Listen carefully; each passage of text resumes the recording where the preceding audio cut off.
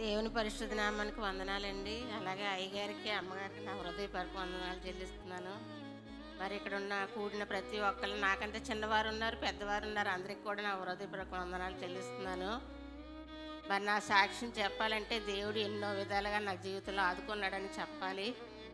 మరి నా భర్త గారికి పెరాలసిస్ వచ్చినప్పుడు కూడా అందరూ చాలా బాధపడ్డారు. మేము 1 గంట రాత్రి అప్పుడు మరి ఆయన పరిస్థితి అలాగైపోయింది. మళ్ళా బెడ్ నుంచి లెగ్గాలరో లేరని ఎంతో కన్నీరు కార్చాను.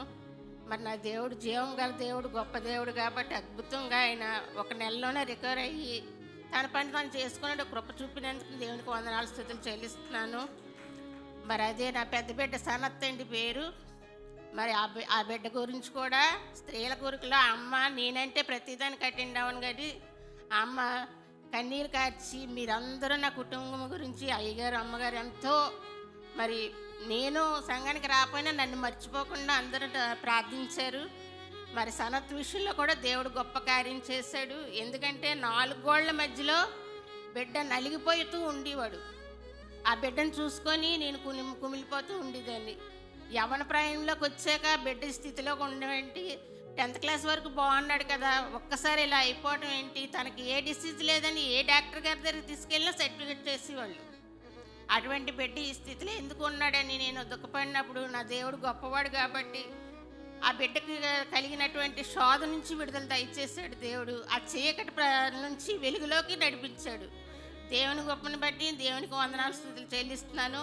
మరి ఆ బిడ్డ గురించి అయ్యగారు అమ్మగారు ఎంతగానో మరి ప్రార్థనలో పెట్టారు. మరి నాకంటే చిన్నవాళ్ళు పెద్దవాళ్ళు స్త్రీల కూడికలు అందరూ ఆంటీలు మరి ఎంతగానో సుశీల ఎలాగున్నాడు, బాబు ఎలాగున్నాడు అని ఎన్నోసార్లు అడిగాడు. మరి బిడ్డను గురించి గొప్ప కార్యం చేసినందుకు దేవునికి వేలాది వందనాలు స్తుతులు చెల్లించాలండి. మరి అలాగే నా చిన్న కుమారుడు నితిన్ పేరు, ఆ అబ్బాయి బిగ్ బాస్కెట్లో చేస్తున్నాడు. ఆ అబ్బాయి ఒకరోజు లంచ్కి ఇంటికి వచ్చాడండి. మేము రీసెంట్గా బైక్ తీసుకున్నామని చెప్పాను మొన్న మీకు సాక్ష్యంలో. ఆ బాబు ఇంటికి వచ్చి సరిగ్గా కంపెనీ దగ్గరికి వెళ్ళిపోయాడు. టర్నింగ్లో ఉండగా ఎదురు నుంచి ఆటో వచ్చిందంటండి. దాన్ని క్రాస్ చేసేటప్పుడు బిడ్డ వెళ్ళి ఆగి ఉన్నటువంటి లారీలోకి బైక్తో దూరిపోతుంటే దేవుడు గొప్ప జ్ఞానం ఇచ్చి ఒక్కసారి బైక్ ఏమైనా పర్వాలేదని బైక్ విడిచిపెట్టి తను పక్కకి గెంతేశాడండి బాబు. అయితే మరి చిన్న గాయం కూడా దేవుడు తగలకుండా నా దేవుడు గొప్పవాడు కాబట్టి నా బిడ్డని కాచి కాపాడు. అదొక సాక్ష్యం అండి. మరి లేకపోతే బైక్ ఏమైపోయినా పర్వాలేదు కానీ నా బిడ్డ ఏమైనా అయిపోతే అంత బిడ్డ నాకు తిరిగి రాడు కదండి. నేను ఎంతగానో దేవునికి సాక్ష్యం చెప్పుకోవాలని ఎన్నో రోజుల నుంచి అనుకున్నాను సంఘంలో, కానీ నేను చెప్పలేకపోయానండి. దేవుని చేసిన మరి మేలు నేను మర్చిపోకూడదు. మరి అలాగే మరి నా విషయంలో కూడా మీ అందరికీ తెలుసు, పోయిన సమ్మర్లోని మరి నాకు ఎంతో హెల్త్ ఇష్యూ వచ్చింది. మరి అనుకోని పరిస్థితిలో మరి ఉన్న పలంగా బ్లీడింగ్ అయిపోతూ ఉండేదండి.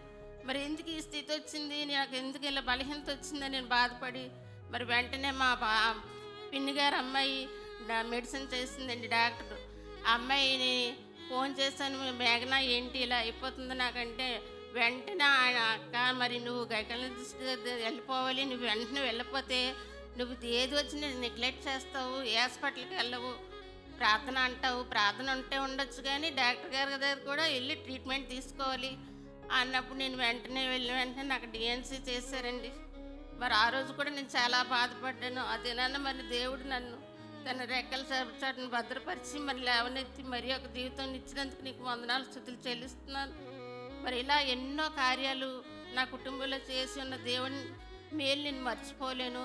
ముఖ్యంగా మరి పాస్టర్ గారు మరి నేను సంఘానికి నేను రాలేకపోతున్నప్పటికీ కూడా నన్ను మర్చిపోకుండా నా కుటుంబాన్ని ఎక్కువగా ప్రార్థనలోని జ్ఞాపకం చేసుకొని ఆయన ప్రార్థనలే నాకు దీవెనకరంగా మారి మరి మా అన్నయ్య మ్యారేజ్, నా మ్యారేజ్, తమ్ముడు మ్యారేజ్ ఆయన చేతుల మీద జరిగింది.